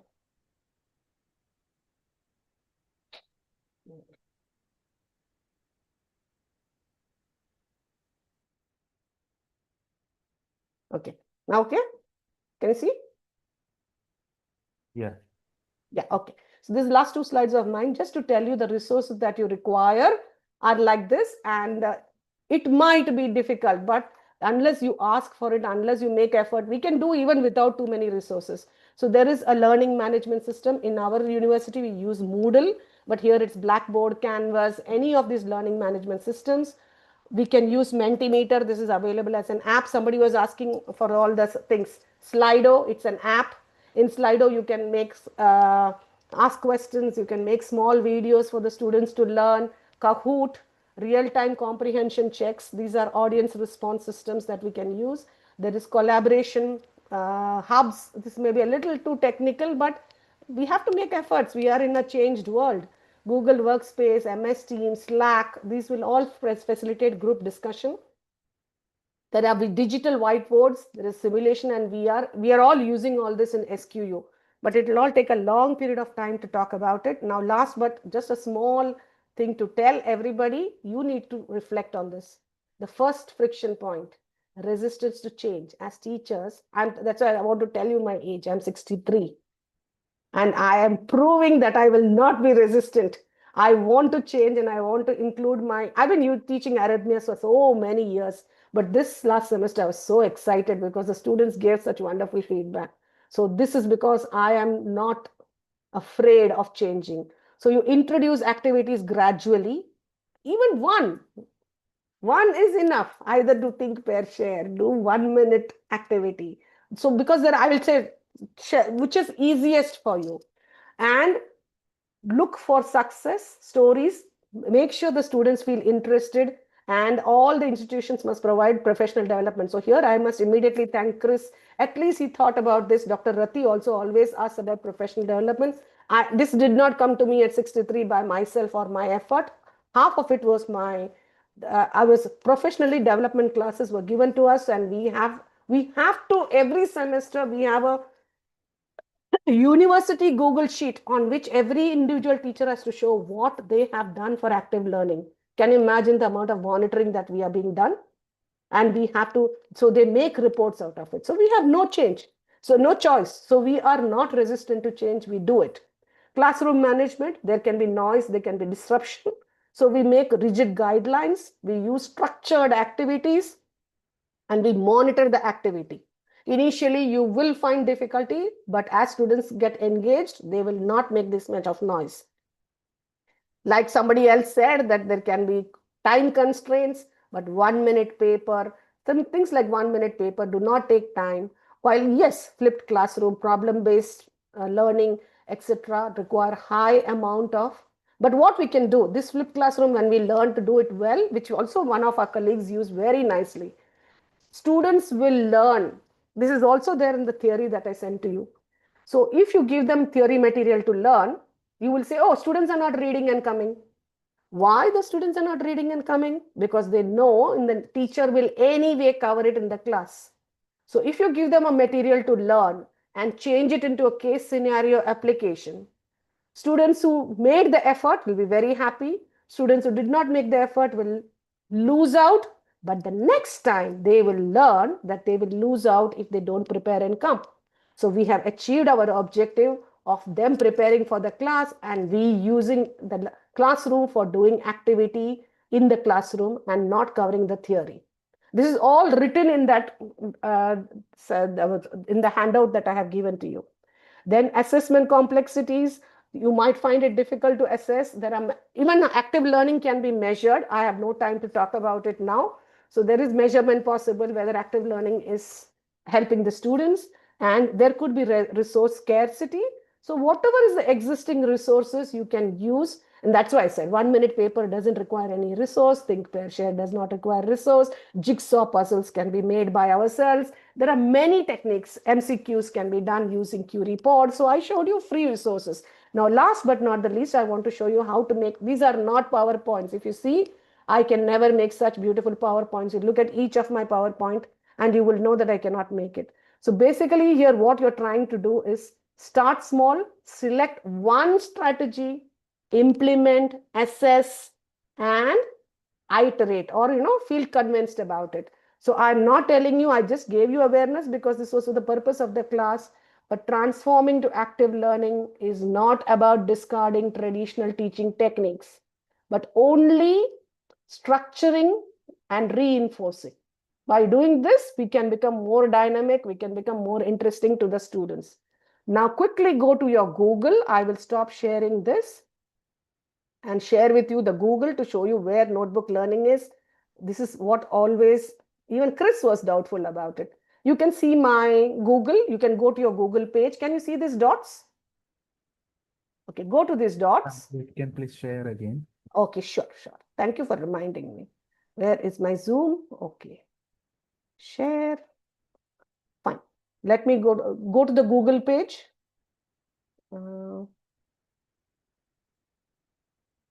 Where is my Google? Okay. Yeah, you can see this, right? You can No, see this? not shared it. Hmm? You have not shared the screen yet. Not shared. Okay, shared. Okay. Can now? Yeah. Is it okay? Yes, Yeah, yes. okay. So can you see the screen of mine? All of you will have on Google on the right side these dots. Google Apps. Have you seen this? All of you? Yes. Okay, go to Google Apps, click there. So if you go down, scroll like this. So you can see this is my Google app. Go down, go down, go down, go down. And here you will see Notebook. Can you see Notebook? All of you can see Notebook? Click on it.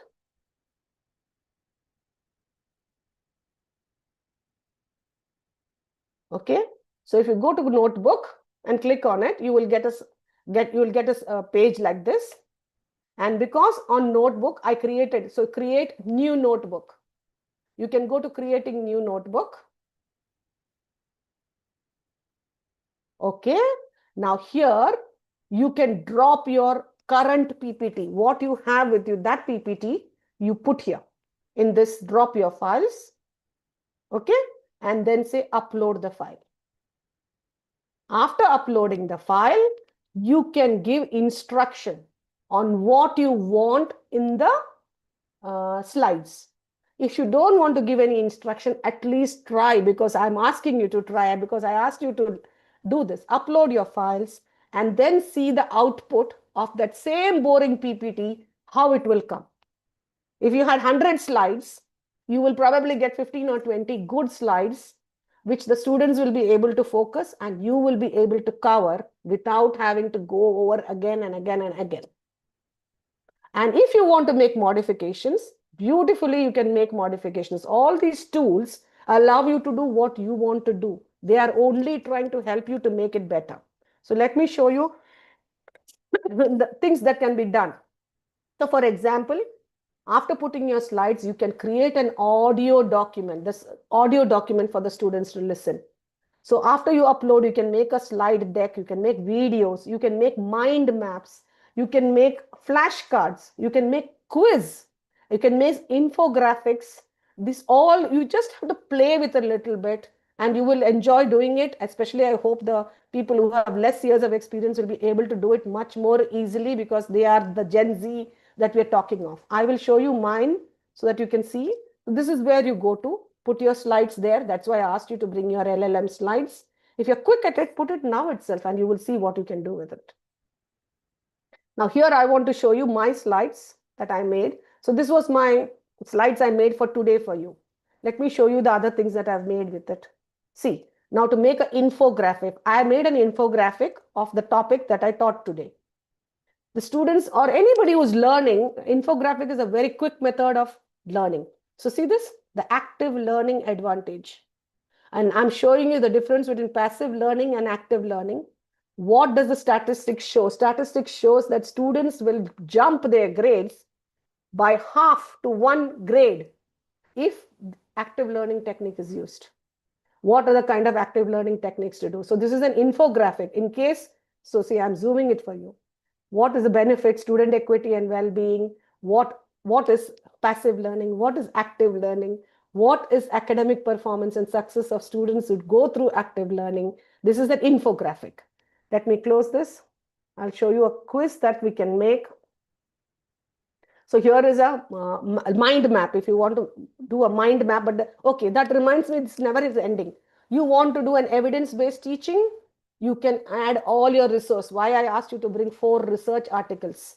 This can be, so you upload your resources on this side, add sources. Just go here, add the sources from the web, from your files that you, research articles that you have kept, upload them here. If you were to even do a research presentation, you can tell Notebook, I have a paper, but I didn't have time to show you. I published a paper on knowledge, something like that.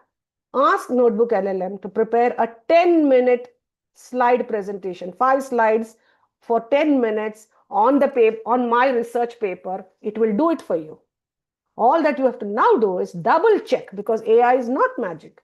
You have to make sure that you have gone through those slides and you are understanding that this is correct. Don't blindly take it and go anywhere. That's the ethics of AI. AI can make mistakes. Everywhere you will see this. But see here, to make this presentation evidence-based, how many articles I uploaded from the resources. From here, I can make a mind map. I can make my evidence-based presentation.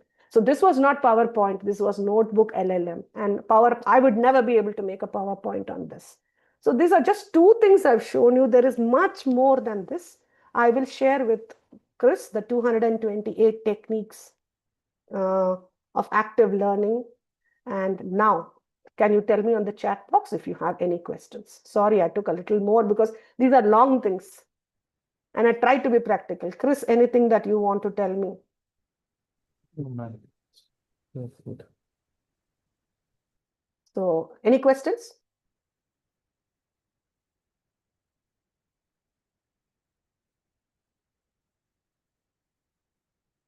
Who will try?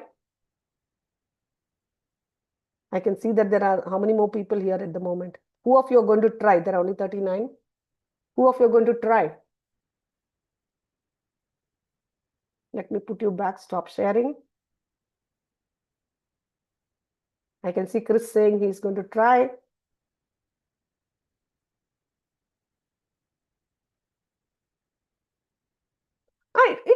It is an evaluation of your class. When you say, Bharati is saying here, it is evaluation whether what I taught is something that the students understood. So when you say evaluation, I get a little worried. They are not evaluating you, as in the literal term of evaluation. It is a feedback. The right word to use is a feedback. Yeah, that's what we try to say. Active learning by the student and teachers give the immediate feedback. Yes. Even while, yeah. That's what I want to say. Because when you say evaluation, it's a little worrying. You understood? I already put in the chat box also the same thing. Yeah. So two-way process. Yes, that is what we want to. And we need to now know that the current generation of students want to do things. They want to be involved. They want their say. And the techniques that are used, by the way, most of you said students are not responsive. Ask them to use their phones. You will see that 100% of them will reply to you. On any poll question, any multiple choice, any one word, any drawing, but depends on the subject. So we have to think carefully. Our brain has not been given away to AI. We have to use our brain, choose our technique, and try to make it active. PowerPoint is no longer the correct thing to do. Traditional techniques involve new learning techniques. Okay. So I can see few of you have put thumbs up. Hope you have a great teaching semester ahead. And thank you very much. If you have any feedback, I'm glad to get it on the chat box. More than happy to hear from you, privately or messaging. Thank you so much, ma'am, for such an insightful and inspiring session. Your practical demonstration of AI-powered teaching tools and active learning strategies has provided us valuable ideas that we can implement in our classroom. Already you have asked regarding any questions, I think so.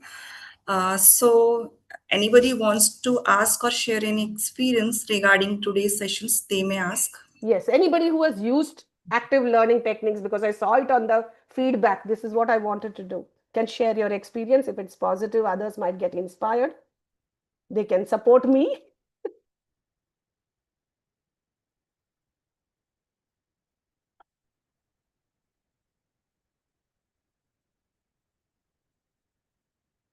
Okay. I think I've overshot the time, so I don't expect. Thank you so much, ma'am. Really for your such an energetic, practical, highly engaging session. Because when I thought about this topic, there was no any person in my mind whom should I call, because you are the best person for this topic, and I was very sure that you will put 100% justice. More than that, you put session, because you are in continued touch with me and you have transformed today's class something differently. Because more importantly, today's session reminded us that technology does not transform education. It is educators who thoughtfully use technology to create meaningful learning experience. As you already said, AI is not here to replace teacher. It is here to empower teachers to be more creative, efficient learner-centered. So on behalf of KD Institute, we again felt so grateful to you, ma'am, for investing so much of time as well as effort in designing today's very highly interactive session, and also introduced us to various practical tools that we can immediately integrate into our teaching practice. So what I felt that our education does not belong to those who simply adopt AI. It belongs to those teachers or educators who combine technology with creativity, compassion, and of course, a genuine passion for teaching. So thank you so much, ma'am. Thank you, Chris, for the good words. I really believe in that because that's something true. And until I still learning. That's why I gave you my age because of this. That if I can do it, I think there is a lot of you who can do it better than me. And I wish you will do it better than me and share it with everybody. This is only a spark. Thank you so much. Thank you so much, ma'am. Is there a feedback form for me also? Are you going to give them a feedback form? Ma'am, we have already sent in a chat box. Ask everybody to put the feedback. Thank you. So already we have shared the feedback form in a chat box. I request all the participants to kindly fill the feedback form. And there is a changes regarding tomorrow's session's timing. Earlier it was from 11 to 12 p.m., but it is 11:30 to 12:30 p.m. tomorrow's session. I request everybody to kindly note the revised timing and join the sessions accordingly.